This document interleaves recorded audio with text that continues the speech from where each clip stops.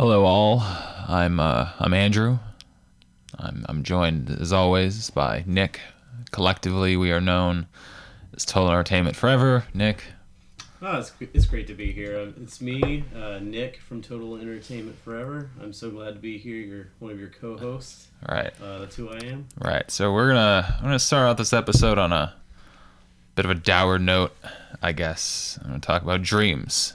What you been dreaming about? Dreams are the movies of the brain, the subconscious, and dreams are supposed to be these places of like high fantasy where anything you could possibly desire is within the realm of possibility. You could be a Jedi warrior, you could be a princess, you could be a home-owning millennial, amongst other very unrealistic things. My dreams, as of late, however, have been startlingly realistic in that, as of late, they have consisted solely of me and my advances being spurned by women. Other people are out here having very hot, very sexy dreams about, hooking up with platonic friends. They're hot, they're tempting, everyone's having a grand old time. Me, I'm just being degraded. I'm degraded on this mortal plane. I am degraded within the confines of my mind. Truly, I'm wallowing anywhere I go. I'm not sure it's even worth sleeping anymore. The sole comfort of the warm embraces that I used to receive from these, people of my subconscious, they are now gone, and I have very little to live for. But we're gonna move on now to one of the few groups of people more pathetic than myself, and we're gonna talk about gamers. All right, so yeah, gamers. Where to even begin? I mean, oh no. Wait a minute. Who the fuck are you? Wait, guys, 1 second. Break it up. Andrew. This is John, our video game correspondent. Total Entertainment Forever's video game correspondent, John. Yep, that's me. Oh, it's good to finally meet you, John, for the first time ever. Yeah. How you doing, man? Oh, I'm thoroughly doing. That's good. And I'm sure it's a very good day for you, finally appearing on this podcast. Absolutely. Oh, yeah. Thank you so much for stopping by. Oh yeah, thanks for having me. To our studio. No, you thank us for having you on. Oh yeah. Well, thanks for having me on. Anytime. Anytime, John.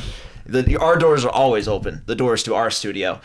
Anyway, Andrew, I just want to say real quick, you have a special talent for making me feel thoroughly depressed, and your monologue at the beginning was a masterpiece, a masterclass in the depressive art form. Thank you. Anytime, Andrew. Anyway, what do you guys say we get this video this video for the ears started?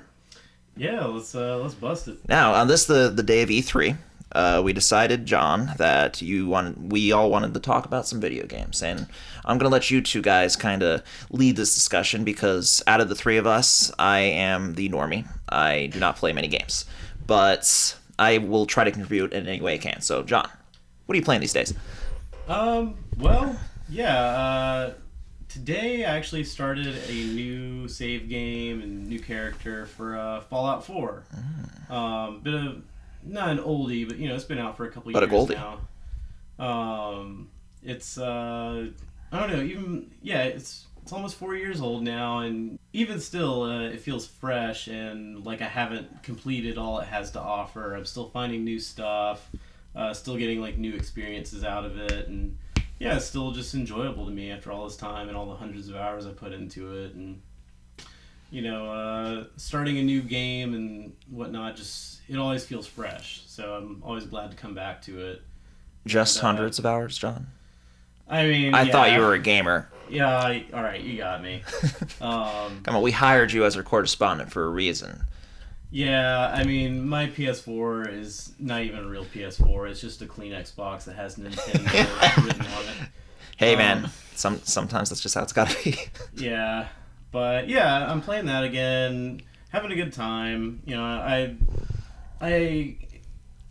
even if I'm not like seriously playing it, or I'm just like kind of like dicking around. It's it's just never a bad time. Like whether I'm actually like doing the game or just kind of mindlessly exploring, like I don't know, I'm just always having a good time doing some gaming. There's something really fulfilling about just like butchering bandits, just wandering the desert and happening upon some idiots at a much lower level than you and just sort of blowing their heads up and seeing the resulting gore. It's good catharsis. Right. Yeah. And Fallout also has like, am I thinking of the wrong game? But there's also dogs whose heads turn into like alien heads. Or am I thinking of a different game? Different game. Oh, okay. I'm sorry. There is a dog though. There are He's dogs. a very good boy. Can you pet them?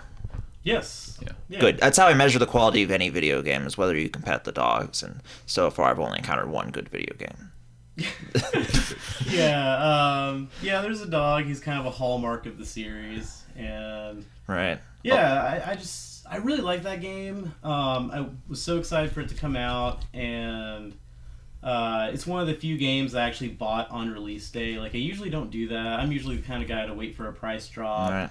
And yeah, I didn't go to like a midnight release at GameStop or any crap like that. Like that's that's like dismissive. That's your thing. That's fine. But No sitting in a tent for three days. yeah, I mean, I not to say crap like dismissive, but that's just not my thing. Right. While other people were like in line at the store, like just sea of people, I just like went to Walmart at like 1 a.m. and bought like fucking Fallout 4 toothpaste and like a frozen pizza or something like that. The necessities, yeah. Yeah, a classic Walmart experience. Yeah, just like going to Walmart normal style, and Yeah. also I got a new game. And let me just say real quick that if you do buy a game at its full price on opening day, then you are bourgeois and decadent. And I have no respect for you.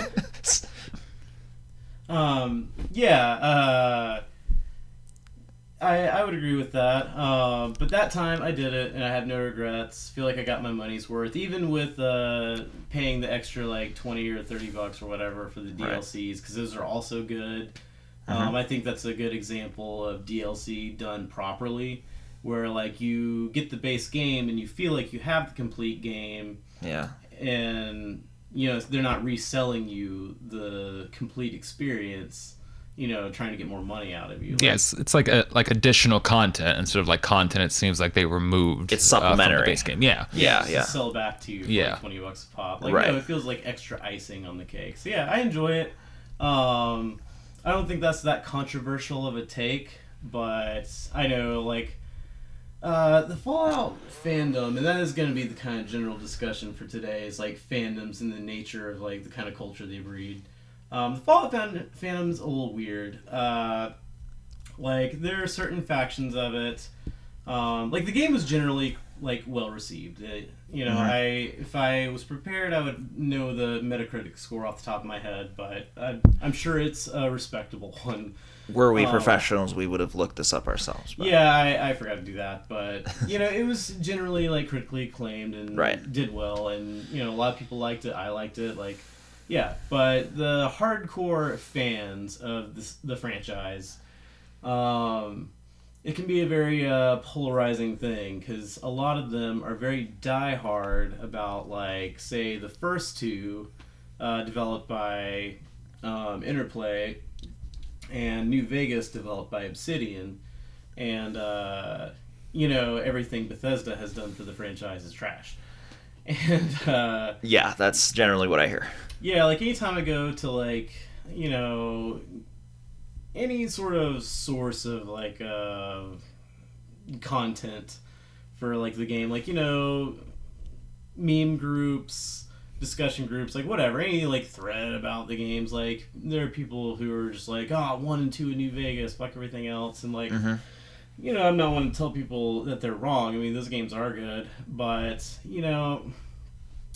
I think that's kind of the nature of a lot of like the hardcore side of like being a fan of video games. Like there's just like no pleasing some people. I think that's the case with fandoms for anything in many ways. Yeah. Yeah, for sure. That's just the one I'm more familiar with, because it seems like no matter what they do, like people who are like real gung-ho about 1, 2, and New Vegas are just gonna write off the other ones as just trash. Yeah, they have like these very narrow expectations of what they want, and if you don't meet those very strict qualifications, you're just not going to please them. I especially hear the discussion regarding 3. That seems to be where one of the biggest, or at least the original schism, was kind of formed. Yeah, and so to elaborate on that, for anyone not familiar, Fallout 1 and 2, they came out in the 90s, and they were like, like 2D, top-down, like isometric perspective, like turn-based RPGs.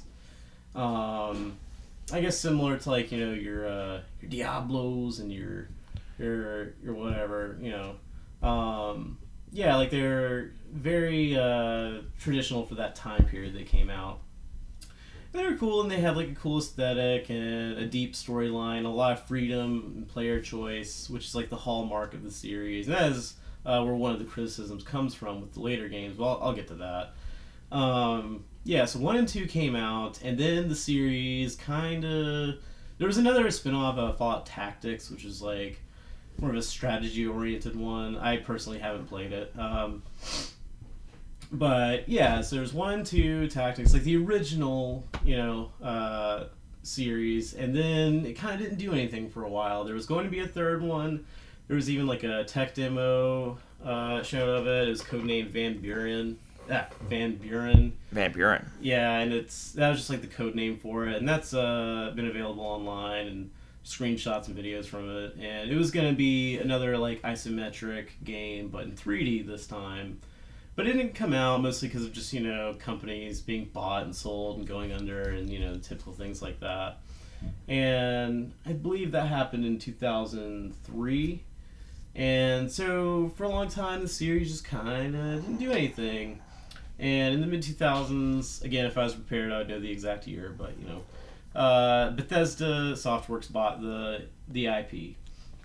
And they kind of relaunched the franchise and made it more like their Elder Scrolls series, an open world, stuff like that, combat oriented, more actiony RPG as opposed to turn based. And that's kind of the era we're in now. And I remember when 3 came out. I got it when it came out. What year was that again? 2008. 2008. Yeah, it came out in 2008, and that's kind of the era we're in now. And yeah, I remember when it came out, I actually got it on release. I did not do the Walmart thing. I didn't go to a midnight release, but I definitely did not illegally download it. We do not condone crime here. I definitely didn't do any things like that. Let it be clear that Total Entertainment Forever only condones the legalist of activities. You wouldn't download a game, you wouldn't download a movie, and you certainly would not download a car. That's true. And certainly if that option was available, you wouldn't do it because you morally just... You're honorable people. Exactly. Yeah. So I definitely didn't do that. Yeah, I got the game, and I was new to the franchise. I was in high school. Like, the first couple came out when I was young. I'm old, but not old enough to be in the target age. I was about to say, you were in high school in 2008, man. Wow. I may have been. I feel like I should be stuck on a pacifier right now. Yeah. So yeah, it was my introduction to the franchise, and I really enjoyed it. The game was awesome. I think most people in general would look back fondly on that game. And yeah, it was kind of this new era. Like, okay, this series is back. It continued the lore and the canon from the first 2. It wasn't like a reboot per se, but it was just... It's more like a soft reboot, right? Yeah, it was still like part of that, like Jurassic canon, World or something. But just new game style, new developer, all that sort of thing. And yeah, I thought it was dope. I played the hell out of it, beat it, and yeah. And then in 2010, and this is where kind of the schism in the fan base comes back. A new development studio composed of a lot of the people who worked on the originals, especially Fallout 2, Obsidian Entertainment. They were contracted by Bethesda to develop a spin-off, and that ended up becoming Fallout New Vegas. And that game is the same assets and graphics and gameplay and all that as 3, but they added their own spin on it. There was more of a branching storyline, more factions. It took place on the west coast of the United States. Like the original two took place in California, and then Bethesda's franchise takes place more on the east coast, like Boston and DC. So yeah, they brought it back to like the west coast. New Vegas, as the title implies. It's like southern Nevada, eastern California, Arizona, that area, the Mojave Desert. And yeah, so it was a lot of the people who were involved with the originals, and a lot of people considered it to be like a return to form. And it was a great game. I would say, in my personal opinion, I think it edges out 3 a little bit in a lot of ways. And yeah, it's a monumental game. Like, it's something that I think everybody should play at least once. Yeah, that was my introduction to the series. I think I got first time I played it was like 360 back in high school, and it was like one of my first games on that gen of systems. And yeah, it was like, yeah, like it was totally. I actually I borrowed it from Nick's younger brother. Is that where you got it? Yeah, Jesus. So, yeah, just I literally don't remember the like amount of options in terms of like divergences and storylines and like minutia like that. Yeah, like you could play this game like new saves over and over again, and just each time just totally different paths. It was incredible. Yeah, that's how it's been for me. Like, I don't think I've ever had the same experience with that game twice. I've beat it a handful of times. I haven't beat it as much as I've beaten other games. Like, it's because it's a chore to beat it. There's just so much. It's objectively, well, I'm not gonna say that. That's dumb. But it's most people would agree it's a great game, and you could argue it's an improvement over 3. John, you can speak in broad strokes here. That's all we do. Yeah, just like generalizations built on like half truths, and it's true. And my opinion is fact. It's true, and then we insult anyone who does not agree. We just completely. If they don't like them. That, they can start their own podcast. Exactly. Exactly. But yeah, it's an excellent game. If we're gonna use superlatives here, I would even call it perhaps a masterpiece in a lot of ways. I think a lot of people would agree with you, especially in terms of storytelling. Like, that's the big thing. Like, they didn't really do much new with like the graphics or gameplay. There were small tweaks. Like, they improved the combat a little bit. They changed like the perk system and had these like traits and just other little extra icing on top. But in general, it was. I mean, if you've played 3, then you kind of know what to expect with New Vegas to a degree. But yeah, so because that game was developed by people involved with the first 2, that game in this kind of subset, which is I don't think a small subset of that kind of subculture, that's like the acceptable one to like. Like, oh yeah, 3 and 4 and 76, which is a whole other thing to unpack. But 3 and 4 are trash, but this one's acceptable. And like there are criticisms of what Bethesda's done with the franchise. I think some of them are valid. Like in the old school games, you can get through the entire game without having to kill anybody. Like, you were given full freedom to do that. Whereas, like, especially with 4, there are certain things that are just gonna happen. Yeah, half the fun is like blowing people up with like mini nuclear weapons. For God's sakes, you're not gonna want to. I feel that and the combat in that game was vastly improved. So anyone who says otherwise on that can just like what do you want from it? But yeah, there are certain things that are just gonna happen no matter what. So you do feel a little bit boxed in. Like, you're going to kill people. You can't do a pacifist run through. Like, someone tried to. I saw an article not long after the game came out. Someone tried to do it, mostly through just like clever exploiting the game. Not like straight up cheating or anything, but just really gaming the system. And it like broke the game. It like corrupted their save or something like that. It just didn't work. And you're gonna defeat the final boss in the same way, more or less. Well, it's kind of a black and white thing. You're either going to join them or you're gonna defeat them. Yeah. It's not like sort of an in-between or... That seems to be a very large criticism is regarding that. The fact that, I guess, some of the choices for maybe for 3 and 4 are a little more... this is just from their perspective, it's a little more black and white, rather than something like New Vegas, the choices are a little more nuanced. Yeah, and I feel that. Like, I agree with that, but, and some people, well, a lot of people actually criticize the dialogue system because they made it more like sort of more like the Mass Effect games, where it's like you have 4 responses mapped to the face buttons on the controller, and it wasn't because it's the first time the protagonist is fully voiced. So there's obviously going to be less options for that, and that made some people feel less immersed. Cause, Right. The other games had a lot of options for that because it's just text dialogue from your character, so you could say like all sorts of things. Like if your character was drunk, there'd be like special dialogue options for that, or had low intelligence. Oh yeah, like linked to your stats. Yeah. And that's cool. Like I liked that. Just like in real life. And they couldn't really do that with a fully voiced protagonist in a practical way on existing storage mediums. But those are valid criticisms. But I think you have to look at like the end product. And when I look at the end product and what I got out of it, I had a good time. Like there's great storytelling. I think the storytelling is some of the best in the series.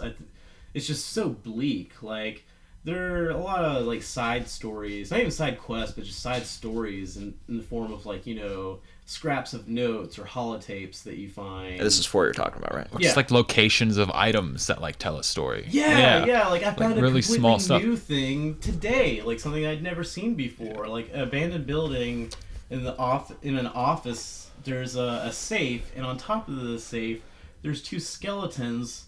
And one of the skeletons is like choking the other one out on top of the safe. So they're like in the midst of some sort of violent conflict when the bombs dropped.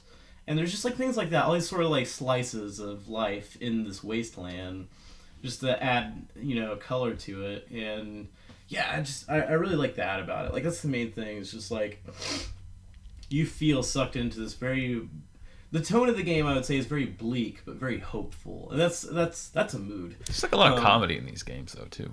Yeah, I do think 4 is maybe a little bit more serious, but there's still some comic relief here and there. Are these the games that have wisecracking robots? Yeah. And I am speaking. They feature, yeah. There's one who's like a detective. He's like an old-timey noir detective. Wait, really? Who's also a robot. Yeah. And he's one of the best characters fucking love in the him. entire franchise, Yeah. I think. I think he's one of the best video game characters just in general. Or for me, anyway. Like, he's so endearing. And that brings us to, like, the characters in the game. Like, you have companions that follow you around in the game.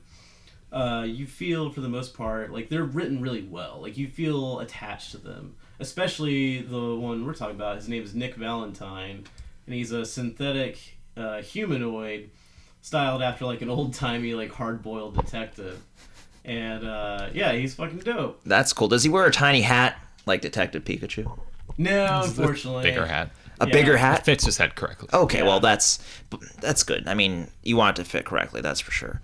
This is good news to me. I was being completely facetious when I said wisecracking robots, so this makes me want to play the games. Oh, the one of the DLCs for the game like added even more of that, the automatron or whatever. Oh yeah. Those are good. And that added a lot more comic relief in my opinion, especially with the companion that came with that DLC. But yeah, the end product to me is satisfying. Not everyone's gonna dig it, but for me, like if you're a fan of the franchise, the big question here, really what this is all building up to, and my beef with this is just like, what do you want? Like, like what's gonna satisfy you? Maybe I'm just easy to please. In fact, I know I am. Like I think this is the big thing, and this is, I guess, like my whole spiel here is like, I'm easy to please because I just feel lucky that we have things like this. Like, I feel like people tend to take things for granted. Like, no, I as a fan am owed, like, my ideal vision of this game. Whereas, That's like, true. I don't really expect much, so I'm, like, fine with what I get. And that's not a substitute for having just, like, lowered standards. It's just like, I play this and I'm like, I really enjoy this. This could have been much worse. Go ahead. Okay, yeah. Well, I mean, my point is that, like, I don't think it's too much of a stretch to say that people complaining about this game and the people who complain about the prior games, they're not going to be satisfied with anything less than a return to, like, the isometric stuff of the original series. Absolutely. But what they need to learn, what they need to realize, is that this series has been this way for at least a decade. You're not getting that back.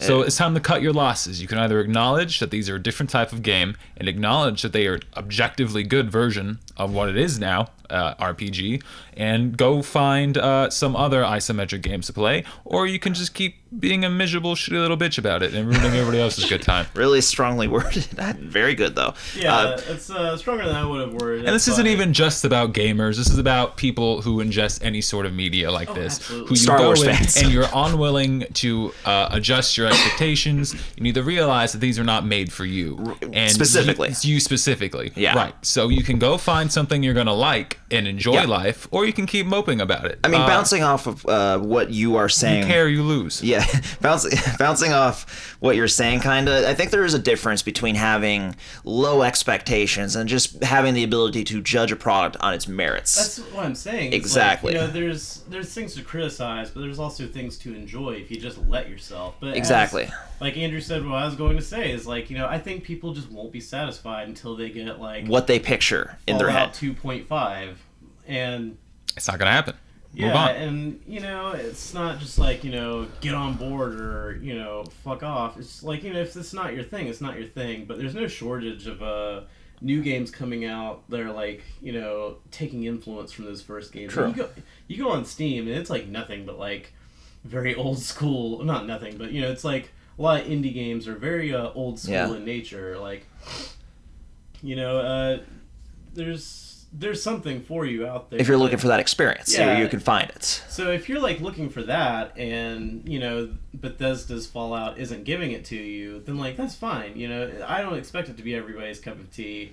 But there is something out there for you. But why like shit on people for enjoying like this new iteration of it when it is somebody's cup of tea? And people are gonna bicker about differences of opinion on anything, but the main thing that got me thinking about how this like manifests itself is there's a guy I subscribe to on YouTube, and I'm not like super into him, but it's like I throw it on sometimes for entertainment, and his channel is mostly about the Fallout games, and it's what I do. Sometimes I throw it on. It's like I want to experience Fallout, but I'm like kind of busy right now. I can't really sit down and play it. Maybe I'm like working on the computer or something. Oh, I'll just listen to this guy talk about it. I don't know, like whatever. But yeah, he mostly covers the Fallout games. He's since expanded into other franchises, but yeah. And I don't really follow like YouTuber beef too much. I don't really care. You don't watch Keemstar? Yeah, like I'm just not interested in that. But it ended up on my like suggested videos. I guess he got himself into some sort of controversy. Some mostly like interpersonal beef with like another gaming YouTuber, and I don't know. Like I don't know what the deal is. I don't even really care. But I watched this like video attacking this dude I follow, who I don't stand that hard for reference. Like I'm not like standing this dude, as the kids would say. Yeah. Yes.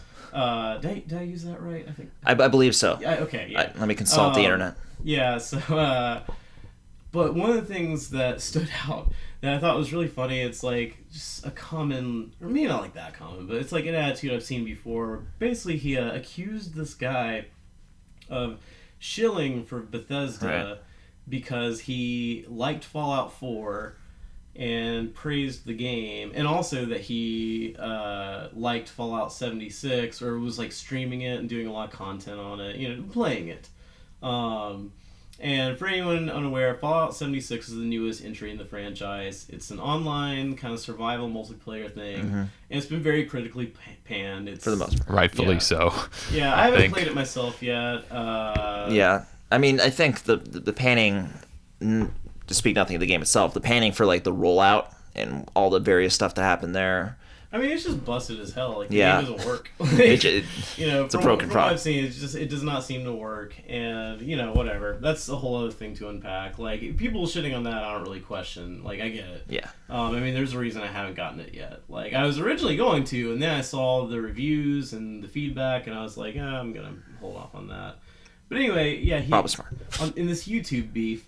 And I don't know like who the other guy was that was involved. I don't know who he is, but some dude. I don't know. He's very angry.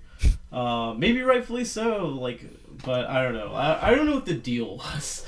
But the only takeaway I got, and the only reason I'm even bringing this up, he accused him of shilling for Bethesda because he liked Fallout 4. He plays Fallout 76, and yeah, it's like, oh, if he likes, like, this isn't like verbatim, but the general point he was made is like, if he likes these games, he must be getting paid by the developer. Right. And if you hear hoofbeats in Central Park, don't go looking for zebras. Like, but that means the simplest explanation is usually like the right one. Like, it's probably horses in Central Park. Like, instead of it being a conspiracy that this dude is on a game developer's payroll to like this game, did you ever consider, like, maybe he just enjoys the game? That is kind of where I draw, because people, can shit on things that they don't like. I'm basically fine with that, but once you start attacking, like, people who disagree with you and going into this weirdly common conspiratorial, kind of these flings of insults of, oh, you're a paid shill, this one's a paid shill because he liked this one's a paid shill because they didn't like this. Yeah, how self-righteous you have to be to assume that because somebody disagrees with you, like, they have to be making money off of it. There has to be a grand conspiracy. So right, yeah. I just don't know what that's all about. Like it's grandly insecure is what it is. It's like, I have to be right. Nobody could possibly not share my opinion, and if that's the case, well, they're being paid to. That has to be it. Yeah, even if you think this game is a complete pile of trash, and even if you're right, maybe this dude just likes shitty games. It's true. People like shitty. You can like trash. See our review of Freddy Got Fingered. And we like trash. Yeah, like, I think it's like, that's the thing. Like, I love bad games. I mean, I like good ones too, but some of my favorite pieces of my collection are the really bad ones, like BMX Triple X. Wait, that's considered a bad game? Well, it's the best game of all time. But, okay. The Sopranos video game. Yeah, Sopranos, Road to Respect, 50 Cent Bulletproof. It's on that road. Like that. Like, I love bad games because they have entertainment merit of their own. So that's even true. if you think you're completely right, and maybe even if you are, just let this dude like these shitty games. Sometimes even, like, it doesn't have to be ironic enjoyment of bad media. Sometimes a piece of media that has bad aspects to it can just, I don't know, it can flip a switch and you could strike the right chord for whatever reason. It could be funny. Yeah, it could be funny. It could who knows? It could resonate for whatever reason, one reason or another. Who gives a shit? A game that's like a bucket list on my collection that's like considered, as far as I know, one of the worst releases of the last generation of video game consoles, PS3, 360, all that. God, what was it called? Like Ride to Hell Retribution or something? Ride to Hell Retribution. I could be butchering that name. It's like some weird shit like that. What the fuck is that about? Basically, they tried to make like Grand Theft Auto meets Sons of Anarchy. It's like a biker game. That sounds awesome. Completely unfinished, busted, just like does not work. Has these like really cringy, like fully clothed, like sex scenes. Terrible game in the most objective sense. There's a weird part in the game where they just go to Ireland for a very long time, and then it kind of just falls apart after that. Yeah, like, I'll never forget, like, I saw a friend playing it, and he was hyped on it. He was like, yo, I gotta show you this. And we start playing it, and there's, like, all these weird glitches, and then I see, like, this clothed sex scene on a pool table. Your friend was rock hard. Voice acting. Like, yeah, like, that game's, I mean, it's a turd, but that has value, too. I mean, not to say that I think Fallout 4 is a turd. I've explicitly said that I don't. But, even if you're so convinced you are objectively right, like, maybe this dude's not being paid. Maybe he just likes shitty games. Like, it's true. Maybe, yeah. Like, who knows, man? It doesn't have to. Not everything has to be a fucking conspiracy. That's such a common, like, thing everywhere now. Yeah, and also just, like, just let people enjoy things. Like, I'm not telling you have to like the Bethesda Fallout. Sure. I think there's plenty of reasons not to, especially if you're, like, a fan of the very traditional, like, and that's a personal taste thing, and no one can take away your personal taste. Yeah, like, I happen to like the new iteration of the games, and, this will out me as a poser, but I like them more than the first two. First two, that kind of game is just not my thing. Right. Never got into it really hard. Like, I don't know, I'm just dumb and have a low attention span. Like, I don't know. Although, for me, the biggest thing is one of the hallmarks of the Fallout series is just the general aesthetic, this retro futurism. The world of tomorrow, like 50s. Yeah, it's kind of like a future, what they thought the future would be like in the 50s, but if the development of, like, solid-state transistors never happened. It's like a dystopian Tomorrowland. Yeah, that's the big thing with these games is this like very distinctive aesthetic. Yeah. And being immersed in this world. For me, the main reason I'm not into the first two is for me it's just hard to feel very immersed in a world when I'm pulled so far back from the action. Where it's like I never liked that view, the top down thing. I like it for certain things, but it doesn't make me feel very immersed. It's not a very immersive experience. That's just me personally though. Like I don't know, I want to see things through my character's eyes. I want to walk around, touch shit, and look at pet things. Dogs. Yeah, like let me pet dogs. Yeah. So yeah, so the fandom for that game is very weird. I don't think it's like everybody, but it's an increasingly common sentiment I've been noticing. A certain contingent. Yeah, it might be like fucking 5% of people like into that shit. But They're a very vocal 5%. Always the loudest. That's the thing. Like even people I'm friends with, like personal friends of mine who I like, but like I see them like echoing the sentiment, and I'm just like, dude, like, what do you want? Like, any names of the losers and haters you want to call out, John? No, like I said, they're my friends, and they are, and like we disagree. I don't like those games, or no, they don't like those games. I like those games. That's fine, like whatever. But man, oh man, only 1, 2, and New Vegas are good. Everything else is trash. It's like, dude, what do you think New Vegas was based on? Yeah, like you have to kind of respect how New Vegas kind of like got carried over some of the aspects of 3 and sort of tweaked them a little bit. Yeah, but they came from 3 to begin with. Yeah, and do I think it's a better game? Yeah, in general, yeah. Like I agree, and that's kind of the thing with Bethesda games, or not the games they develop, but their franchises in general. I feel like each one is like, because ever since the relaunch of the Fallout series, it's obviously very linked with the Elder Scrolls games. I mean, they share game engines and styles and whatnot. It's just differences, weaponry and aesthetics. And other things, but if you've played one, you're going to be very familiar with the other. And so Oblivion comes out in 2006. The chronology is Oblivion in 2006, Fallout 3 in 2008, Fallout New Vegas in 2010, Skyrim in 2011, Fallout 4 in 2015. So and each, these two franchises they have that share a lot of gameplay elements, each one kind of like carries on things from the next. Like I remember the Fallout games had like the cinematic like kill cam things, and that turns up in Skyrim, when you're like finishing off an enemy, it pulls the camera away and you have like, a badass moment or whatever. So these things kind of like, there's a lot of back and forth. What the kids call a bruh moment. Yeah, like bruh. Anyway.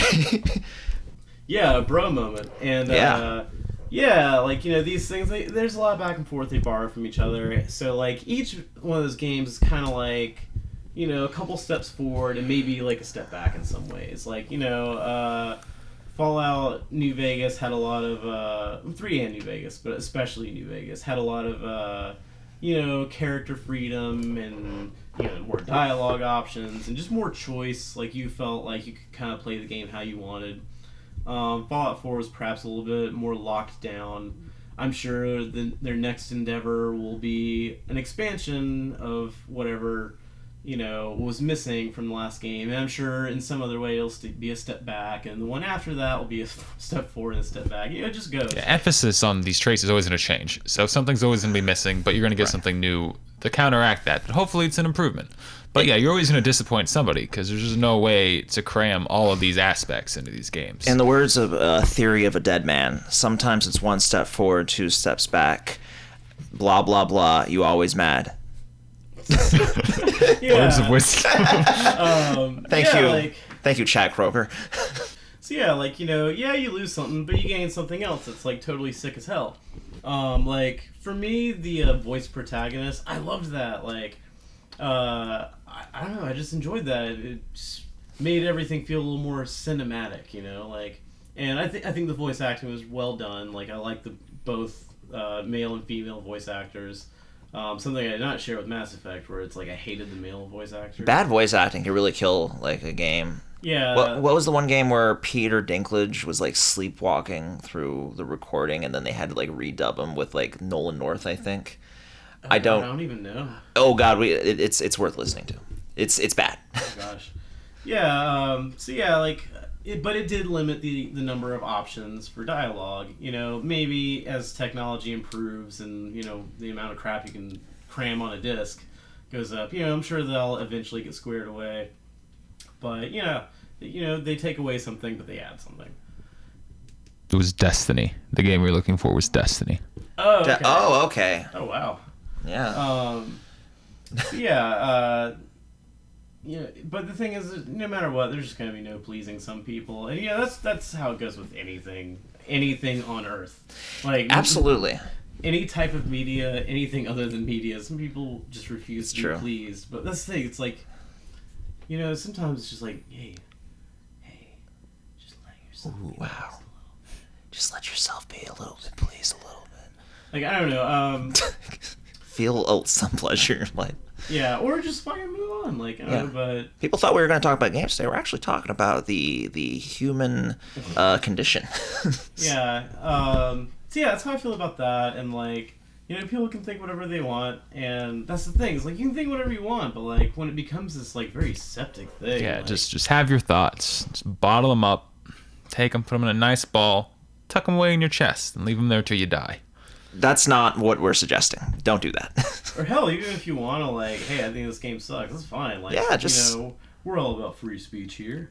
But- we are a pro freeze peach Exactly. on this podcast.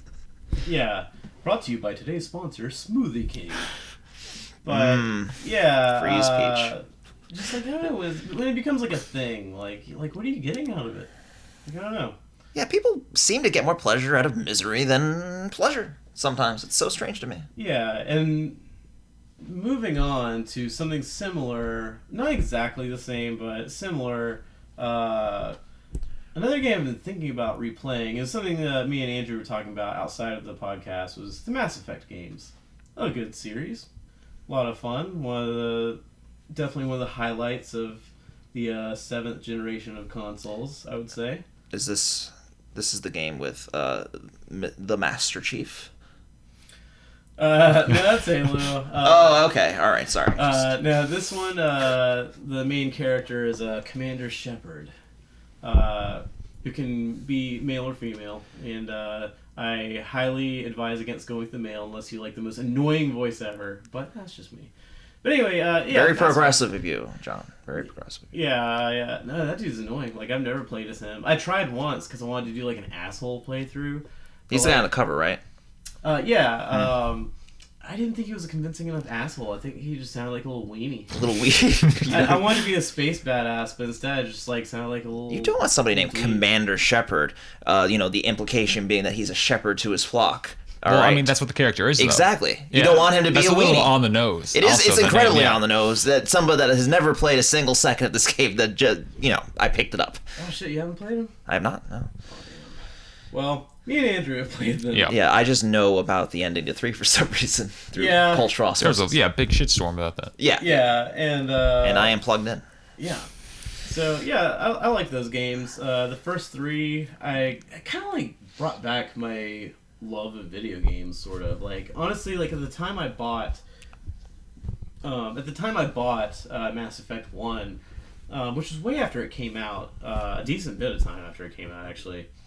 I had sort of just I don't know, gotten out of the habit of gaming regularly. Like, you know, I just went through a slump. Like, I don't think I bought like any new games that year up until like buying Mass Effect at the recommendation of a friend. I was at a game store where my friend worked, and then I later worked, and I was like, hey, I got $10. What's good? And he was like, he looks at what they had, and he was like, oh, this. Go with this. And he hands me Mass Effect, and I was like, oh, I remember when this came out. Like, I was curious about it. And, yeah, good game. Immediately, I was actually, like, I guess I think it's more than just a good game. I was immediately sucked into it. Like, I finished it, binge played it, bought the second one immediately afterwards, binge played that, finished it. Third one, same deal.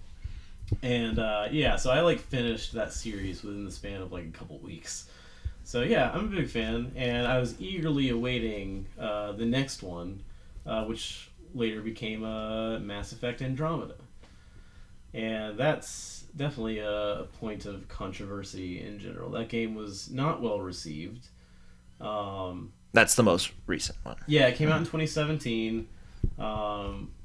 Yeah, like the last one in the original trilogy came out in 2012, I want to say. I think it was 2012, yeah. I think maybe it was like 2013, 2014, but I don't think it was any later than that. It was something like that, yeah. Yeah, so a few years went by between the release of that and Andromeda, and yeah, so are y'all familiar with the controversy surrounding the release of that game?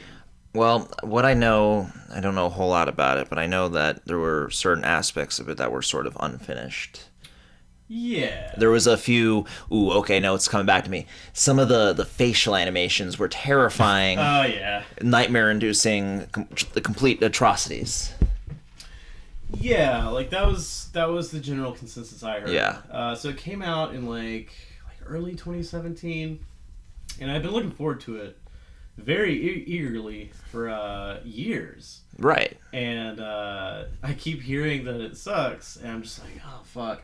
At the time, I was just too busy for video games. I didn't pick it up, and also since I heard it sucked, I was like, oh, I might wait for a price drop. Yeah. So that's exactly what I did. I waited a few months. I didn't wait terribly long, but it was later that year in 2017. I picked it up because it had dropped. I'm assuming it dropped pretty quickly. Yeah, I don't remember exactly what it was at, but I do remember getting a pretty good deal on it. Nice. I was just like, all right. And yeah, I started playing it. Very, very low expectations. I heard, it's unfinished, it's buggy, it's unplayable, it's a mess, the story sucks, the graphics are whack, it's just oh, it's irredeemable. But, I was so in love with this franchise, I gotta play it, I gotta at least experience it. So I get into it, I start playing it, and by this point, later in that year, it had been pretty thoroughly patched. I installed the game and had to immediately, do a couple updates, as is the way these days. Mm-hmm. I miss the era when game developers had to actually finish the game before they played it. Yeah, not just... There's no DLC. Or patches on the PlayStation 2 original Xbox. No, there wasn't. It had to work. There are certain games in my collection that actually have game-breaking bugs, and that's just how it is. Say what you will about E.T. the video game. It was a complete work. Yeah. They didn't make you pay extra after you bought it and then dumped it in the Mojave Desert. Yeah, or they didn't, you install this 50 gigabyte install and then immediately have to download another 2 gigabyte update. And, it takes you an hour and a half before you can even get in the game. So what is the specific reason these developers feel the need to release a buggy, unfinished product? Probably just deadlines, just deadlines and stuff. I had to assume. Yeah. Although funny enough, Mass Effect Andromeda didn't even come out in the holiday season. No? I think it was March 2017. Then what the fuck was the point? Yeah, it was early 2017 sometime. Yeah, no, it's just I think the general reason for that is just because they can. In the 6th generation of consoles, your GameCube, PS2, and Xbox. I think about it. The good old days. I hope I got that right. That was the 6th. Was it the 6th? I believe so. Yeah, it sounds about right. Y'all know what I'm talking about. Yeah, there was online, but it wasn't as much of a thing. Yeah. And it didn't really operate like that. No, it was mainly for you just to play with someone else that you weren't currently in the room with. Yeah, pretty much. That was the gist of it. Yeah. And yeah, and then in the 7th gen with the 360 and the PS3 and all that, the online aspect was more centralized to the console experience, and that's when they started kind of taking away the split screen stuff a little bit, kind of easing out of that. Yeah, not as much focus on local multiplayer, and just more of a focus on online marketplaces, the Xbox Live Arcade was huge in the early days and whatnot. It's still a thing, but it was really a novel thing in the early days of the console. I think that may have been on the original Xbox too. I've heard of this, but I didn't have Xbox Live in those days, so I don't know. Neither did anyway, yeah, it's just because you get system updates and patches and whatnot. The simple fact is they do that because they can. It's if this game does not work, we'll just patch it later. Yeah. And I get it, but man, how much time are you really saving? Yeah, it's so weird, especially with a game like Mass Effect, because what do you say? There's like a 5-year gap in between games, between Exactly. 3 and Andromeda. Like, there's no reason, and Like- if you're not rushing it for the holidays, there's no reason you can't take the time and complete the game, especially because you're building off like such a solid foundation already with the originals. You know? If people were looking forward to it, it's probably for a good long while. People were but clamoring for this shit. exactly. I remember I was, yeah. Yeah, I was hungry for Yeah. it. Just starving. Yeah, so by the time I played the game, it had been pretty thoroughly patched. And I get into it, make my character, do all that sort of thing, and start playing it. And long story short, I had fun with it. I thought it was fine. Like, Okay. that's the hot take. It's fine. It's fine. To elaborate on that a little bit more, like, I didn't think it was as good as the original series in a lot of ways. I found, like, the characters, mostly the player character, I found to be, like, super bland. You know, the facial animations, they were still a little bit jarring, but it wasn't, like, grotesque. Like, I've honestly seen worse. So, yeah, and in terms of bugs, I didn't really encounter anything. Well, yeah. I mean, major, to be fair though, you did get the I guess patched up product. Well, yeah, for sure. Like, yeah, I'm not saying it wasn't buggy. It's just like by the time I got it, like my experience with it was fine. Sure. And yeah, like I don't know, I liked the game. Like I was surprised. Like I had very low expectations. I like went into it feeling kind of wistful. Like just like, oh man, like 5 years and it's all leading up to this. But then to my surprise, like this is actually like solid. Like I definitely don't think it was as good as 1 through 3. Right. I mean, I would also consider those games to be masterpieces, especially 2. I think that was like my favorite of the OG trilogy. But yeah, so I don't think it's as good as those, and maybe that's like the biggest black mark against it. Is there's so much to live up to, and it didn't. So it's like, even if you rated that game like a 6 out of 10. Compared to... That's still a step down when you want a franchise ideally to progress upwards. If it's a 6 out of 10 in general, but like, you would consider the originals like a 10 out of 10, the 6 out of 10 may as well be a 0 out of 10 perhaps. It might as well not exist. Yeah, I think that's most people's thinking on it, and I feel that like there was a lot to live up to, but that's also like kind of a chore to live up to such a great series. It's like they kind of blew their load too early. Like maybe they should have made the originals less good so they could progress. But sometimes you just hit it out of the park the first 3 tries. Kind of a parallel. It's one of the few parallels I can think of here in terms of being able to like add on and edit your media later on, because this is something that's pretty much... Are you going to bring up Kanye West? Yeah, like this is something pretty much unique to video games, with the exception of when Kanye West rolled out The Life of Pablo, did like his main release, and then the coming weeks, Wolves. and the coming weeks later just released like edited versions of the original songs with like new features, new samples, features removed. Then straight up added songs to it. Straight up added songs, yeah. So they were like, that's funny. Yeah, depending on when you heard that album, you could have heard an entirely different version than somebody else. As far as I know, that's the only time that's happened as far as albums are concerned. Yeah, I think so. Kanye West is one of the few people that could even get away with doing such a ridiculous thing. But it helps he like co-owned one of the streaming services too. I can't wait till I can't wait till movie studios get bold and start doing the same shit where they just I mean what they do now is they'll do they do like a movie version or like a movie theater version, which is like 2 hours, and then like put like a 3-hour like deluxe version on DVD, like that stupid like Dawn of Justice movie. Right, that's true. That's right. Yeah, like they'll have a 3-hour cut where you'll see Wonder Woman's titties or something. Or I think that's what happens in the Dawn of Justice extended edition. I don't know, but actually you're right. That stuff, that unrated stuff that was like really big in the 2000s is basically just that. It's just a little bit different because video games, they can do it on the fly. Yes, and they can fix their problems like that. Right, and they can charge you exponentially more money for their unfinished product as well. Yeah. So actually, it brings up a good point. It's like, depending on when you played that game, you had a vastly different experience. Like, I'm not denying the experiences people had on release. Like, I absolutely believe it. But I've seen footage, in fact. Like, it happened, Mm-hmm. Yeah, it's on camera. Yeah, like I absolutely believe that the game was, a trash fire at first, but by the time I played it, which is not even that long later, I played it, had an enjoyable experience. I think they did a lot of things well overall. Certain things definitely were a step back. Certain things were a step forward. Like the world. So Mass Effect 1 had like an open world planet kind of thing. Right. But it was not very deep. Like the planets were very empty. There was like not much going on. It was pretty much just like sand or ice, and then occasionally like giant worms. I don't really like And sand. That was it.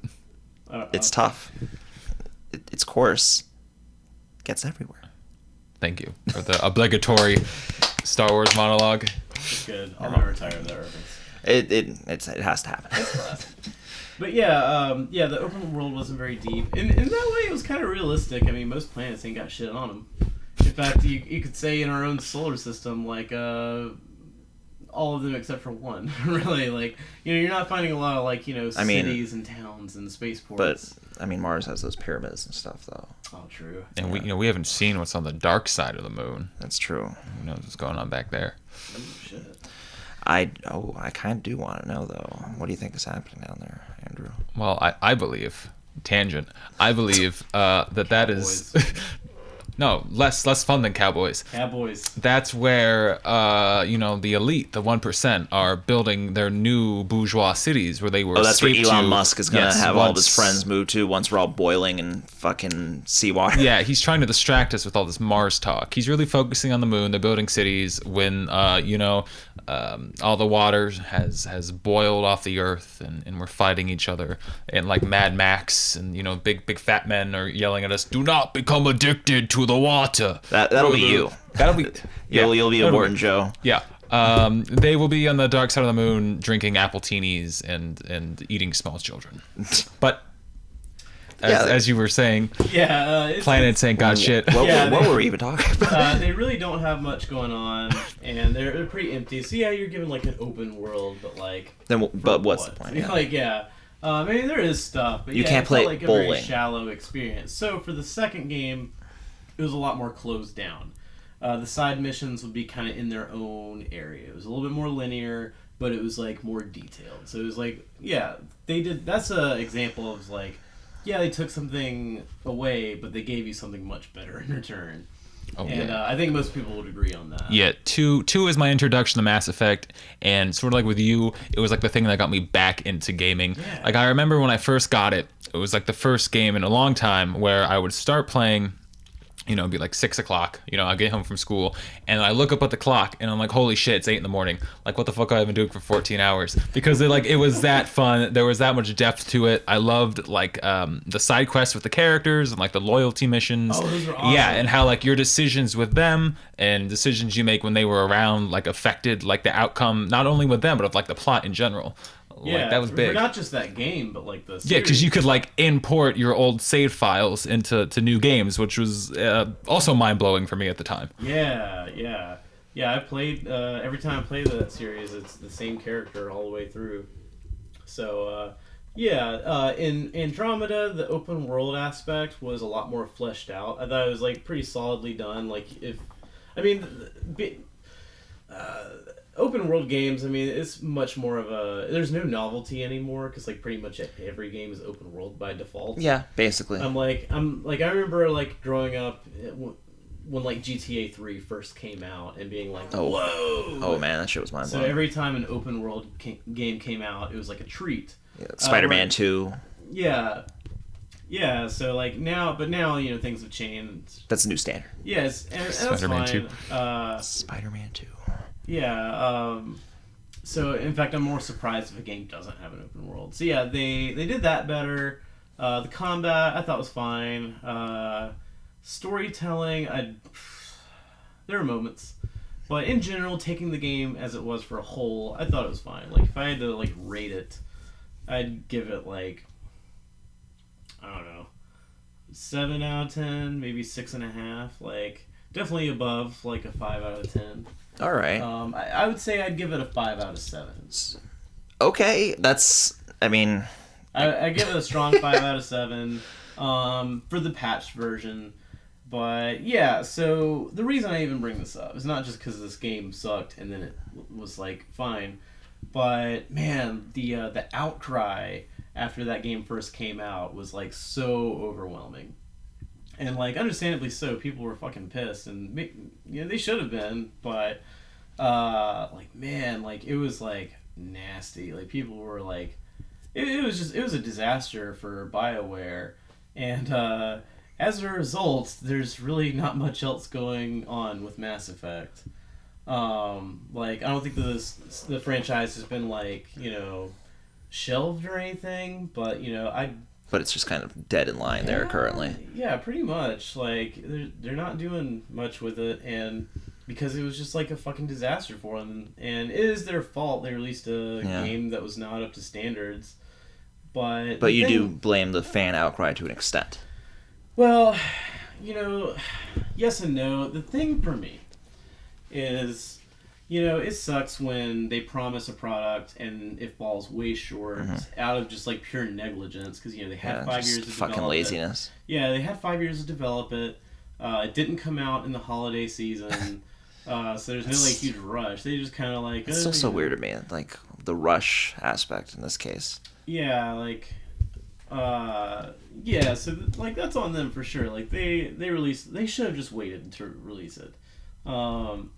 Like it's funny when I see games that have like a day one can't talk. It's funny when I see games that have a day one patch and it's like you couldn't just develop this for another day. I know. Like, come on, guy. God. But yeah, the fan outcry was very nasty, and perhaps justifiably so. But man, like I get people being pissed. Like if I had bought it on release, I'm sure I would have been pissed too. But in the looking at the big picture, because the reception was so negative and people were so pissed, like, well, now congratulations, like no more Mass Effect. Right, yeah, up to this point, like they had built up like so much goodwill. Like this was like such a storied franchise. And it takes like one I said, misstep to sort of crash the whole, the whole thing, like the fucking Hindenburg. Yeah, and it's a shame because, like I said, I strong attachment to this this series. So it's a shame to see it go. I can only hope that the Mass Effect situation and the Fallout 76 thing hopefully has taught these companies to perhaps put a little more effort into completing their products before releasing them. Absolutely, and I'll come back to Fallout 76 actually, because that is kind of a similar thing, and there's a lot to unpack there. But yeah, like I said, I get people being mad. They should be mad. I think that is one of the contrary to what I said earlier, where it's just like what do you expect? Like just like I'm easy to please. There's a difference between like a game that's just unfinished and doesn't work, and a game that's just like stylistically different from what you like. Yeah, I think that's a situation where people should expect more. But I think go about it in perhaps a more mature way. Look at the big picture. Be a little more tactful. Because that games being busted on release is nothing new. Like even other AAA franchises, like I remember there was an Assassin's Creed, one of them, 2014's Assassin's Creed Unity, and it was not the first Assassin's Creed for the then new generation of systems, but it was the first one that was like solely for those, because 2013's Black Flag came out on the 360 and PS3 as well. But yeah, I remember watching like the E3 thing for Unity, and it looked like. I don't know, it looked kind of tight. I've never been super into those games, but, it looked interesting. There was, like, a lot of cooperative elements and stuff like that. Well, it came out and it was, like, busted all to hell. Like, it was, like, super, super glitchy. And so, yeah, this is, like, nothing new or unique to Mass Effect or any AAA franchises. And, unfortunately, I think that's just kind of the new norm. So, yeah, which I don't think that should be the case, though. It absolutely shouldn't be, but it is. And knowing that, like, I don't see people get as fired up with other franchises quite as much. Like, not as much, like, aggressive backlash. Like, I think people have to expect an Assassin's Creed game to kind of suck a little bit at first. At this point, yes. Yeah, I mean, yeah, so, like, the fan outcry against Mass Effect was super, super vitriolic, and... the game, I don't think it did too well in sales. I don't know what the figures are for that, but I just know the end result was they ain't doing shit with it. And I think that's a shame because once they did patch it, I think it's a solid game. I think they could have built on it. I think the next one after that could have been better if they had kept going with it. But because like it was such a shitstorm, they don't seem to have any plans to. I'm sure the franchise will come back at some point. Oh, for sure. Like I think there's too much. They're just gonna let it cool for a little while. Yeah, probably. I think there's too much like pedigree there for them to just like drop the entire like intellectual property. But yeah. it's like this is my thing. This is why I bring it up and why it's like different from the Fallout thing. It's like the game had problems. Yes, people should be like a little pissed about it. A fucking AAA title they've been waiting for 5 years for and paying $60. Like, it should fucking work. But here's the end result of all the bitching. Like this is what we get. It's like, congratulations everybody. Like the game's gonna be patched. Like that's why I bring up. That is another thing. It's Yeah. like it's gonna get patched. It sucks that that's the new normal, but that's just how it be. And it's gonna get patched. Eventually it's gonna suck. Yes, it shouldn't be that way. Yes, that sucks to wait on. But like everybody knows, it's not like Did anybody really think that like the game came out is broken hell and that was just gonna be it? So like. Yeah, people were very angry as a result. The game didn't do terribly well. Right. Critical reviews, or at least initial ones, not very good. Like I think it hovers at around like a 60% or a 6 out of 10 average score. I did actually look at that one. Yeah. Do you think though that maybe if it weren't for the initial bitching, that they maybe wouldn't even have bothered with the patching to begin with, or what do you think about that? I think they still would have. I think it's. Still would have. Maybe they wouldn't have been like busting to do it as aggressively. Like we're working on it, I promise. But yeah. It's like games get patched. Like there are games I played from like 6-7 years ago that I'll like pop in my PS3 or something, and it's like, why is this being patched? Like Heavy Rain came out 9 years ago. Why am I having to download an update? But that's funny. I didn't know that. Yeah, the end result, our reward for being so fired up about it is now they ain't gonna do shit with it. So it's like there was enough there they could have improved upon it or kept it going, but it's like now that ain't gonna happen in the foreseeable future. Right. So it's like, congratulations, guys! Like we did it. These are the fruit of your labors. Yeah.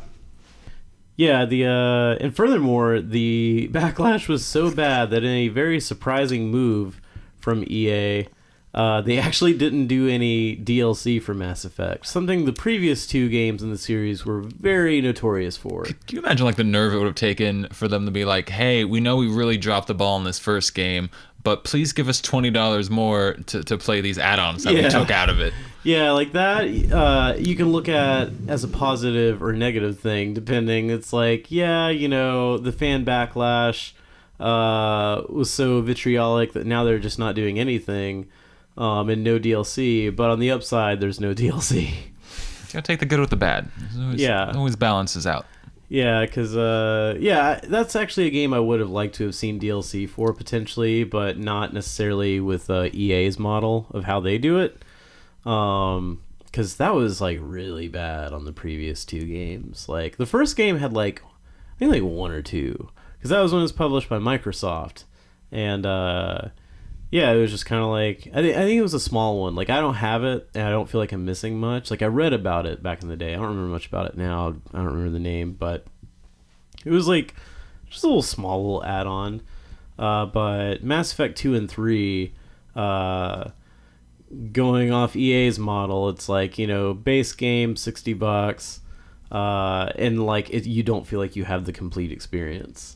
I remember looking it up once on like the Xbox store, and like to get the full Mass Effect 2 game, I think it would have been like $110 or some shit like that. Yeah, because I remember when I was playing 2, I was really into it, and when I get into things, like I fixate on them. So I was playing 2, and I remember like getting into the lore and going on like the fucking Mass Effect wiki page. I'm the same way. Yeah, and it would be like, here's this character, and there's this character, and they do this thing, and I was like, well, that never happened for me. Like, did I miss something? Like, was there a side quest I didn't find? I was like, no, it was DLC. And there was like so much of this game, probably like, I don't know, like another game's worth just chopped out.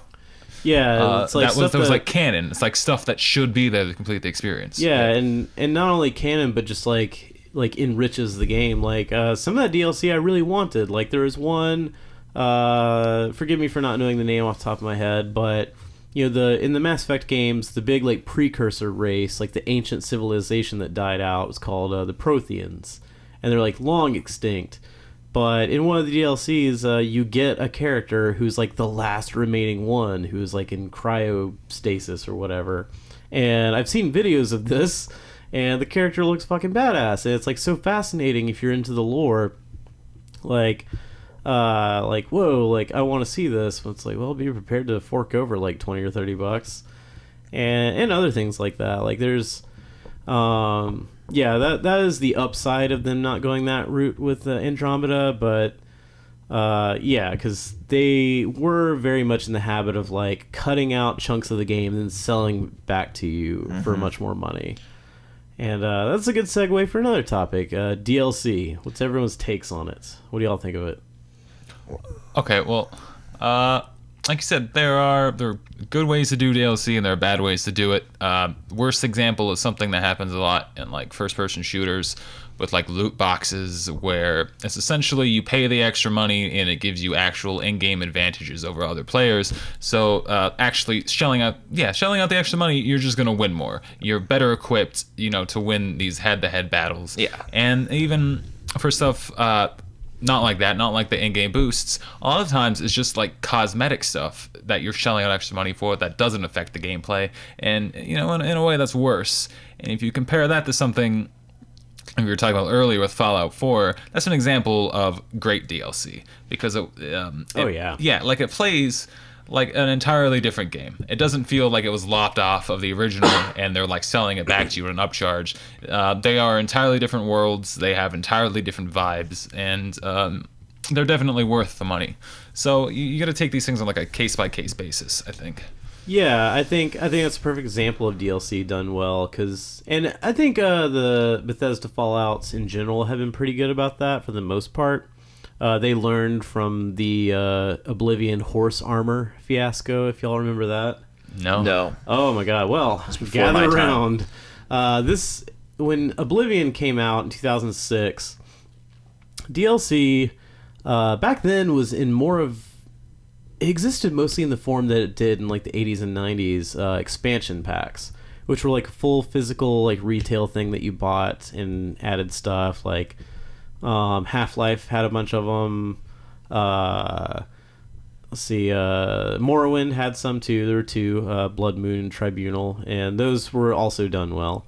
But DLC, as we know it now, was kind of a new thing in 2006, and Bethesda very infamously put out this one that was not terribly expensive. It was like a couple of bucks, but what it added was armor for your horse in the game. And it got memed to hell and back. People were just like, really? Like, did it make the horse more durable and effective in battle? I mean, yeah. And it looks pretty spiffy, but it's like, man, like... Then what's the issue? Just the principle, I guess. Like, which, like, I can understand. Like, yeah, if you don't want it, don't buy it. I never did. I still see it because I still have my original physical retail release of Oblivion. Like, I don't have it on Steam or anything. So the launcher still has like that option in there. Like, if I want to get the horse armor. I mean, as stupid as that is, as useless as it pretty much is, I kind of prefer that this sort of cosmetic stuff to like some pansy pay to win type thing, or like you said before, chopping off integral parts of the game to sell back to you. I prefer the cosmetic stuff. And Oblivion's actual expansions were totally like fully fleshed out and good, and like you don't feel like you're missing anything without them, but it's nice to have them. Like for years and years I only had the base game and was fine with that, but the horse armor it was infamous at the time just because it was like funny, but it's kind of lived on because it was like a sign of things to come.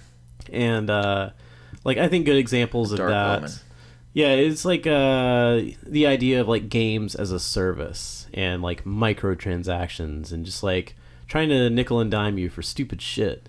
Like another infamous example of that is the Half-Life 2 episodes. Y'all familiar with that? Nope. No, well, I was never big into Half-Life. All I know about it really is the meme that there's never going to be a third one. Well, that's integral to the thing. It's like instead of doing a full sequel, they broke it up into episodes, like episodic releases, and they did 2. The first one came out in 2006. The second one came out with the orange box in 2007. The third one never came out. Yes. And Should be any day now, though. Oh yeah. And the second one, adding insult to injury, left on a huge cliffhanger, like a huge, like dramatic and huge plot development, very emotional. Like a major character dies. Was it Morgan spoilers. Freeman? It was Morgan Freeman. Yeah, he's the protagonist of the games. Yeah. But yeah. That they experimented with the idea of, instead of like big, like, traditional releases, games as a service, and that's like not new at all. No, Isn't like it's the new normal. Yeah, Telltale do a bunch of stuff like that. Yeah. Where it's just like, it's released every couple months as like an episode, and they do it with like really, really big licenses too. Right, with like Walking Dead or Batman or here's whatever. here's a morsel of your game. Enjoy it, peasants. Yeah. You gotta keep buying. Yeah, so Keep Bethesda watching. learned from the horse armor thing. Their DLC and expansions are typically very good. The ones for New Vegas in particular were like extremely critically acclaimed, and I think they're amazing. I think some of them are like the best storytelling I've ever seen in games, but that's a whole other hour I could riff off entirely. But yeah, Fallout 4 is no exception. I think the DLCs were generally good. And note that I am talking about the DLCs, not the Creation Club thing, which is like basically paid mods. That's kind of stupid, and that is like very microtransaction-y, like loot boxy. I wouldn't say it's like necessarily pay to win, because it's not a multiplayer game, but it's like, yeah, here's some new cosmetic shit or a new weapon. That'll be $5, please. I've bought a few of them just because I was like, why not? But but strictly in terms of the actual DLCs, they're really good. Yeah, like, it's a good example of it done well. Like, if it had been in the main game, like, if that was, like, all in there from day one, totally would have been cool, for sure. But playing, like, so long without them, I didn't feel like I was missing anything. Like, I didn't feel like, this is really great, but it's a little incomplete. Like, no, when I got them, it just felt like it added more on top of what I already had. Yeah, I was a big fan of the Skyrim DLC for the same reason. Where, Yeah, those were also really good. Yeah, like it added in like the homestead building, which was really great, but not like essential to the main game. It was just like a fun little side bit. It added in like the ability to turn into a werewolf. It added in the vampirism, which again, yeah, the Dawnguard DLC, that was fucking amazing. Like very sick. But again, buying it, like I didn't feel like I needed it to be a part of the main game. Yeah. So it's nice because. And it's not just, it doesn't operate within like its own box. Like it really affects the way you play the game in its entirety. So it's like it's creating like a whole new experience, which is very good because I played those games over and over and over again. Yeah, like embarrassingly. I couldn't even count how many hours I put into Skyrim. I've only got one character that I've been carrying with me for like a couple years now. Because I got on that game actually pretty late. I remember I tried it when it came out, and I definitely didn't download it, just so you guys know. I did not BitTorrent that. But it is important that you reiterate how much you don't do that. Because, just so you know that I don't. Let there be no mistakes. We do not endorse that. Any kind of listener that may think that it's okay to do that, it definitely isn't. We don't want you listening to us anymore, you heathen. Yeah. I didn't get sucked into it. We're kidding about that. Please don't. Stop listening. Yeah, I didn't get super sucked into it, but then I checked it out years later and got the Legendary Edition that had all that. So I didn't experience it without it, but I didn't really mess with it till much later in my game. And once I did, like, I liked them all, but I especially liked the vampire one, Dawnguard. That was amazing. The companion it added as my constant companion in that game, like I've always got her. The new areas and stuff were cool, and the cool thing is those not all of them take you to a new area. Like, there's only one new area that I can recall. Isn't it with Dragonborn? I never got that one. I just had thought the other two. But I have it. Yeah, it takes place on an island. That's actually a return to a location from Morrowind's expansion. But yeah, that one I haven't finished yet. But the area's cool. But yeah, most of them, just because the open world is so huge, they can like kind of pepper that stuff in with the DLCs, and you don't notice like this is different. So yeah, I remember there's like this one quest that just like takes you all over the game map. Like, so it feels very just feels, God, dare I say, epic. Dare you say it? Okay, this is epic. oh, Yeah, it's cool. It was done right. And yeah, like it was a good shit. Another good example of DLCs done properly. They don't really do this anymore, but they did it with Grand Theft Auto 4. Grand Theft Auto 4. Right, it was like a completely different story. Yeah, kinda. those were badass as hell.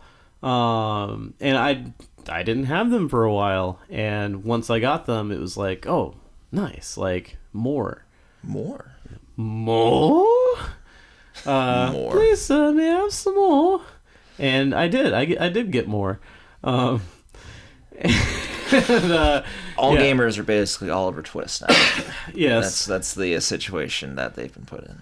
Please, sir. I have. may I have the complete game? More? May I have a complete More game? Yeah. No, just the complete game. just a morsel of game. That's all I'm asking. Yeah, the GTA ones are really good. God, we're going real long, but like, you know, like, We are. fuck it, you know? This is our longest episode yet. Yeah. Hopefully the people enjoy gaming talk. Oh yeah. To learn. Yeah, they'll have to. Yeah. So yeah, those are cool. There was 2 of them. The Lost and Damned, which was like a biker one. It's what that one game I was mentioning earlier. It wishes it could have been. But it was super good. Really great story. One of the big... I love GTA 4. In fact, controversial hot take. I actually liked it more than 5.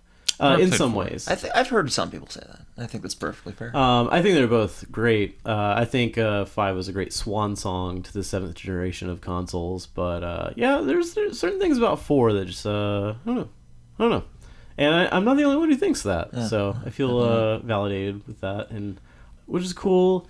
And yeah, one of the big complaints though is that 4 wasn't as over the top as like, you know, San Andreas. Which it certainly wasn't. I mean, San Andreas was... I mean, I might even say, like, it's epic. Aw, shit. Here we go again. Oh, yeah. Time to go back to the old me. Wasn't Saints Row out at that point though? If you wanted like really over the top gameplay like that, you just play Saints Row. Yeah, which was absurd. But the game is almost like a farce though. Like especially the later games. Yeah, when like you literally go to hell. Yeah, exactly. Those games go so far that they're almost their own thing. Completely. Very fond memories of just like beating people down with like this giant purple dildo. Yeah, I have. Oh yeah, feeling so fulfilled, venting my own sexual frustrations. Are we talking about real life? Yeah. Oh, okay. Yeah. Yeah. I actually after I got Saints Row, I on the internet I tracked one of like a model down and just roaming the streets of our town at night, frolicking about smacking lovers who dare. That's how we met, actually. Yeah, who dare express PDA on my streets. Yeah, I think I read about that. And then I that's definitely how we met. bludgeoned John one night. I read about this on the. He recognized the giant dildo, and we started talking about video games, and now here we are. Like, bro, do you game? How'd you know, bro?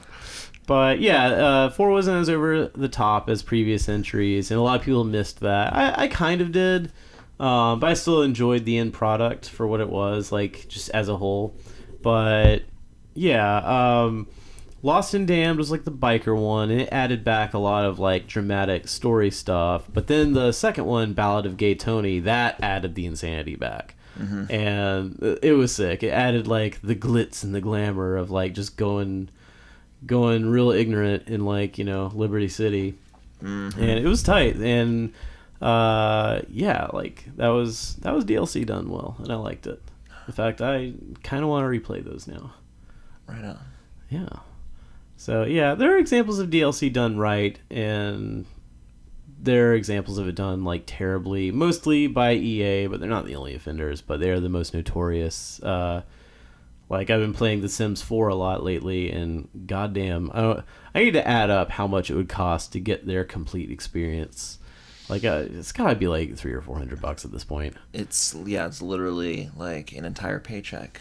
Yeah, yeah, it's insane, and yeah, Mass Effect 2 and 3 were real bad about that.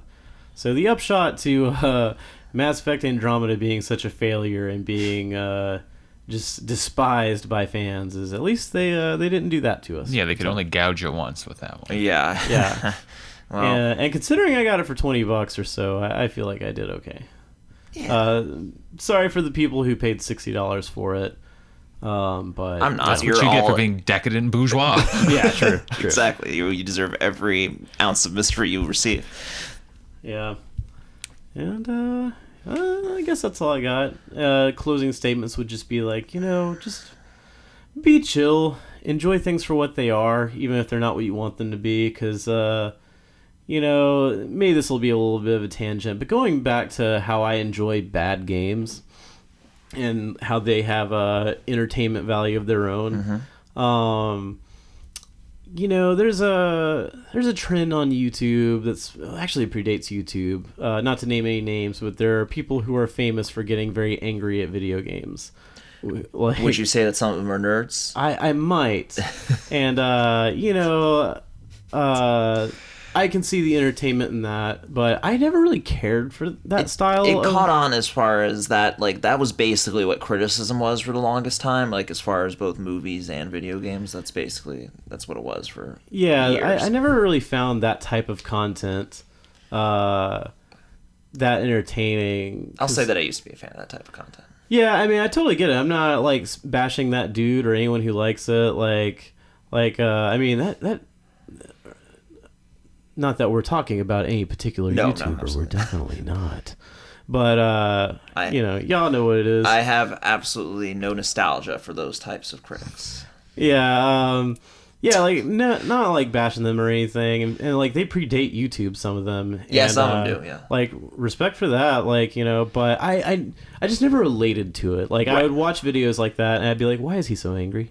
Why is he so angry? Like, I know it may or may not be in the name of the channel, but it's just like, I don't know. I just as someone who is a connoisseur of bad games, when I see some dude just like, this game fucking sucks, like, yeah, just, I know it's like for comedic effect, and like I get it, I totally get it, but for me it's just like, the thing is like, I know people who are actually like that. That is the problem to me, because as a gimmick, I think it's like fine, or at least it was at the time when it was like a new thing and it was cool. But then when people started adopting that, like in as far as their way to look at media, yeah, that's like, what I that don't was like. Their thing. Like, dropping all pretense, we all know who I'm talking about. And like, that dude, it's for comedic effect. He's playing a character. I respect it. Like, fine. Like, no hate on that.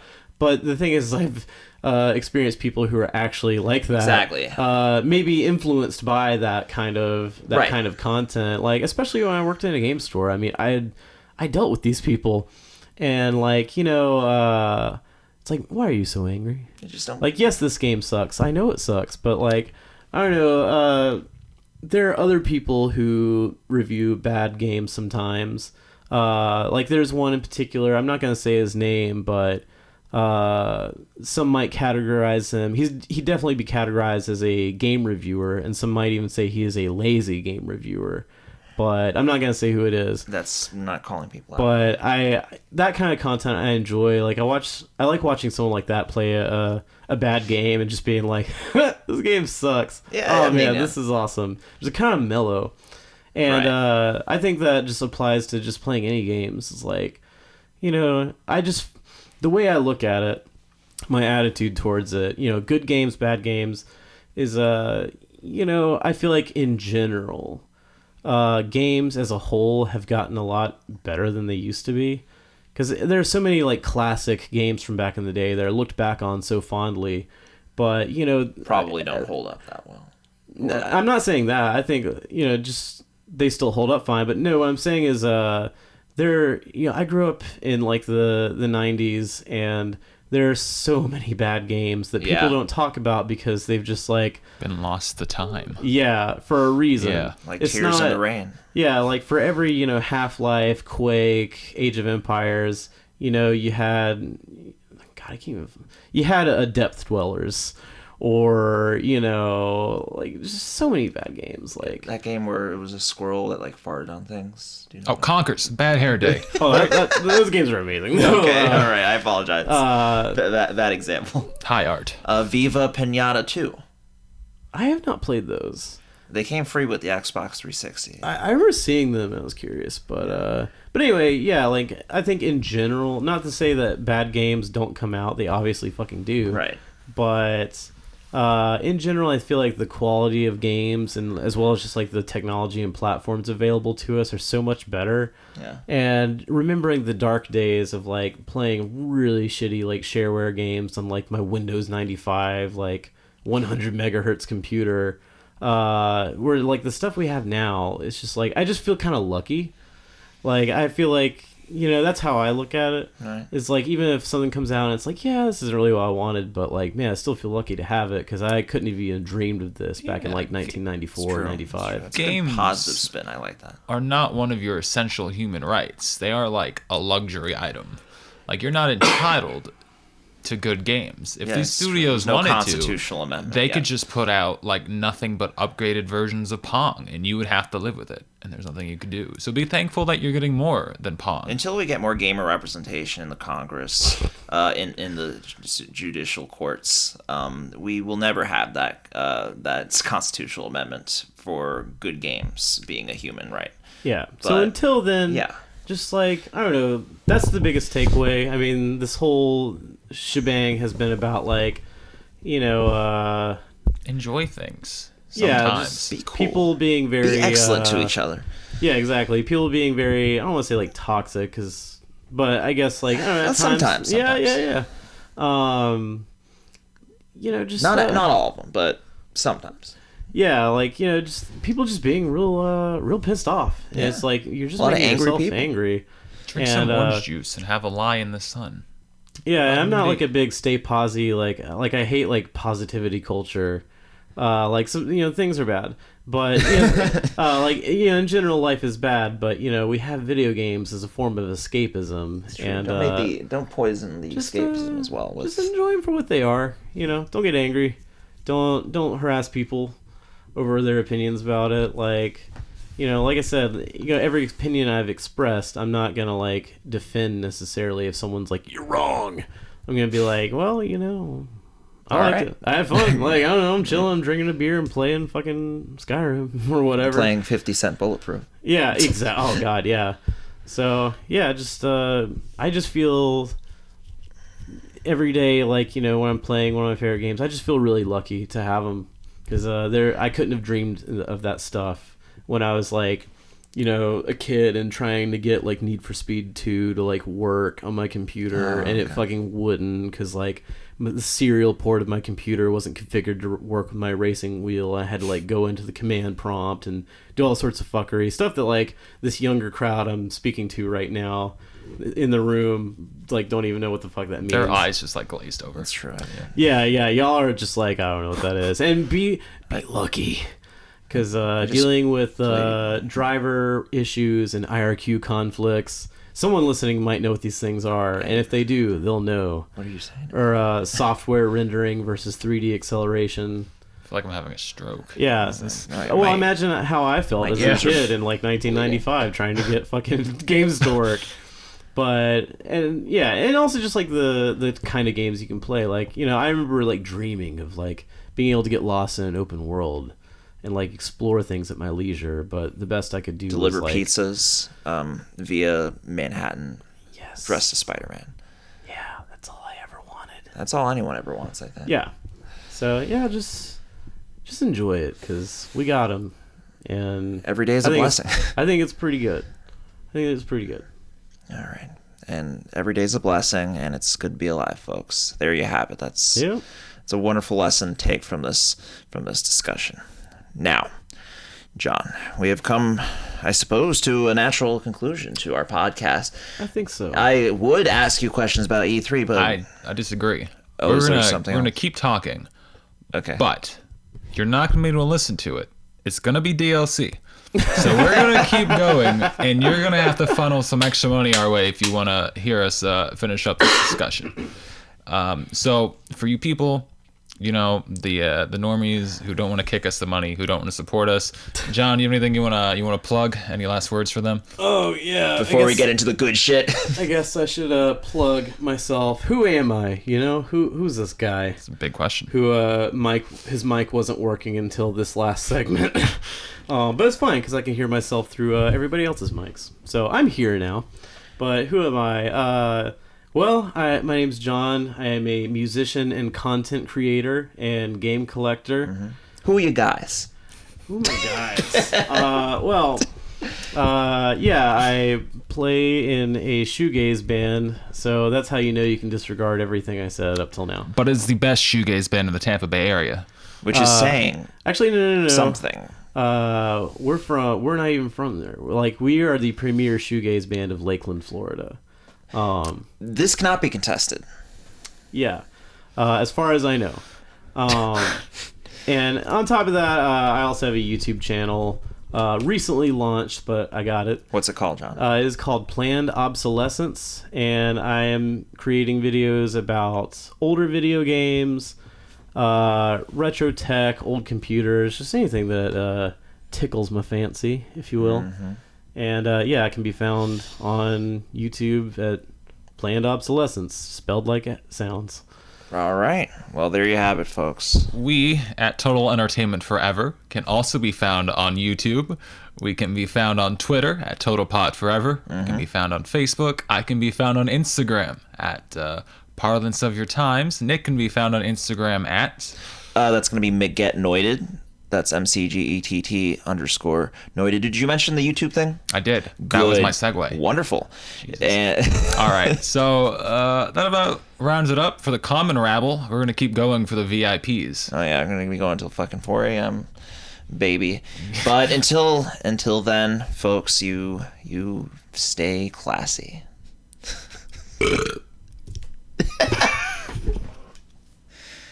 Amazing. We'll end with the burp.